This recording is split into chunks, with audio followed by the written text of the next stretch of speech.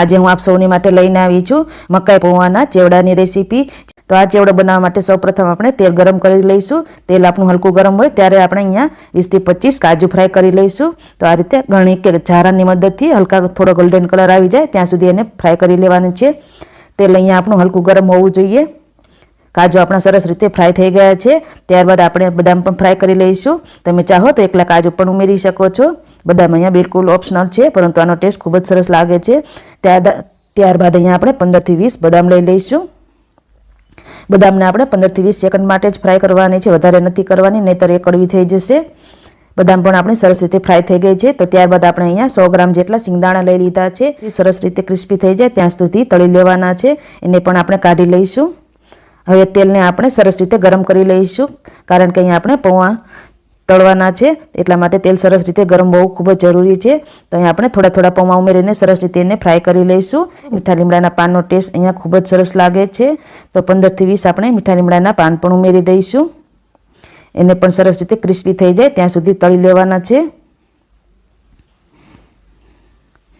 હવે એને આપણે કાઢી લઈશું। ત્યારબાદ આપણે આ ચેવડાનો વઘાર કરી લઈએ। તો એના માટે આપણે એક મોટી કઢાઈ લઈ લઈશું। અહીંયા મોટી કઢાઈમાં મેં 2 ચમચી જેટલું તેલ લઈ લીધું છે। એમાં આપણે થોડી હિંગ ઉમેરીશું। ત્યારબાદ 1 ચમચી જેટલી વરિયાળી ઉમેરી દઈશું। વરિયાળીનો ટેસ્ટ આ ચેવડામાં ખૂબ જ સરસ લાગે છે। હવે 1 ચમચી જેટલો હળદર પાવડર ઉમેરી દઈશું। હવે થોડી વાર માટે ગેસ બંધ કરી દઈશું। હળદરને સરસ રીતે તેલમાં મિક્સ કરી દઈશું અને જે આપણે બધી વસ્તુ ફ્રાય કરીને રાખી છે તે ઉમેરી દઈશું। સૌથી પહેલાં આપણે પૌવા ઉમેરી દઈશું અને ત્યારબાદ કાજુ બદામ અને સિંગદાણા ઉમેરી દઈશું। આ બધુંને વસ્તુને સરસ રીતે આપણે મિક્સ કરી દઈશું હળદરમાં। સ્વાદ અનુસાર મીઠું ઉમેરીને આપણે અડધી ચમચી સંચળ પાવડર ઉમેરીશું। સંચળનો ટેસ્ટ અહીંયા ખૂબ જ સરસ લાગે છે। હવે એમાં આપણે 2 ચમચી દળેલી ખાંડ ઉમેરીશું। જો તમને ઓછો પસંદ હોય ગળ્યું તો તમે ઓછી પણ કરી શકો છો।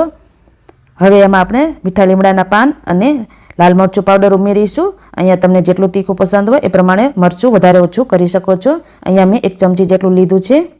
હવે આ બધી વસ્તુને ચેવડામાં સરસ રીતે મિક્સ કરી દઈશું। તો એકદમ આપણો મકાઈ પૌવાનો ટેસ્ટી ચેવડો બનીને તૈયાર થઈ ગયો છે। ગેસ ચાલુ કરીને 1 મિનિટ માટે બધી વસ્તુને સરસ રીતે મિક્સ કરી દેવાની છે। તો એકદમ ટેસ્ટી આપણો આ ચેવડો બનીને તૈયાર થઈ ગયો છે। વિડીયો તમને કેવો લાગ્યો કમેન્ટ બોક્સમાં જણાવવાનું ભૂલતા નહીં અને તમારા